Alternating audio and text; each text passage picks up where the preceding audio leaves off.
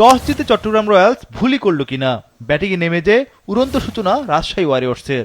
সাহিবজাদা ধীরগতিতে ব্যাট চালান, যেখানে তানজিদ ছিলেন রীতিমতো আগ্রাসী। 6 ওভারে রাজশাহী তোলে বিনা উইকেটে 40 রান। 10 ওভারে স্কোরবোর্ডে ওঠে বিনা উইকেটে 82 রান। মাত্র 29 বলে 50 তোলেন তানজিদ তামিম। 83 রানে ওপেনিং জুটি ভাঙে রাজশাহী দলের। সাহিবজাদা ফারহান 30 বলে 30 রানে আউট। তবে তানজিদ তামিম ছিলেন মারমুখী। 12 ওভার 1 বলে দলের স্কোর 17 রান পৌঁছে। তানজিদ ও উইলিয়ামসনের জুটিও জমে ওঠে। তবে উইলিয়ামসন বিদায় নেন 24 রান করে। আসরে সর্বাধিক 25 উইকেট নেন পেসার শরীফুল। তানজিদ ততক্ষণে সেঞ্চুরির দ্বার প্রান্তে। তানজিদ তামিম আসরে নিজের প্রথম সেঞ্চুরি তোলেন 61 বলে। 17 ওভার 1 বলে রাজশাহী তোলে 150 রান। তানজিদ আসরের তৃতীয় ব্যাটার হিসেবে 350 রান পার করেন।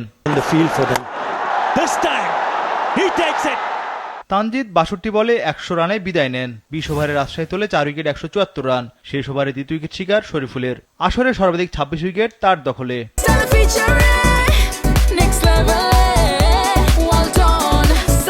By side fridge. 175 রানের টার্গেটের শুরুটা ভালো হয়নি চট্টগ্রামের। তৃতীয় ওভারে লঙ্কার পেসার বিনুরা ফার্নান্দোর জোড়া উইকেট শিকার। শুরুতেই 2 উইকেট হারিয়ে চাপে পড়ে যায় চট্টগ্রাম।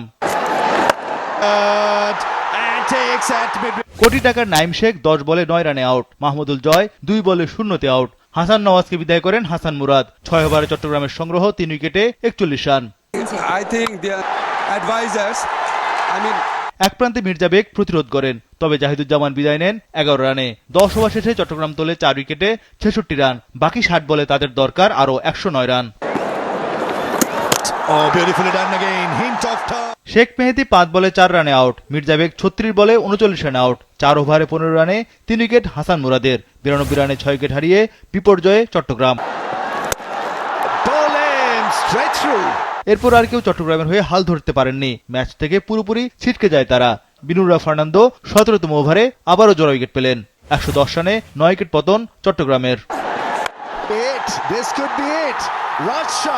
111 রানে অল আউট চট্টগ্রাম রয়্যালস। 63 রানের বড় ব্যবধানে জিতে চ্যাম্পিয়ন রাজশাহী ওয়ারিয়র্স। দ্বিতীয়বারের মতো বিপিএল এর শিরোপা গেল রাজশাহীর ঘরে।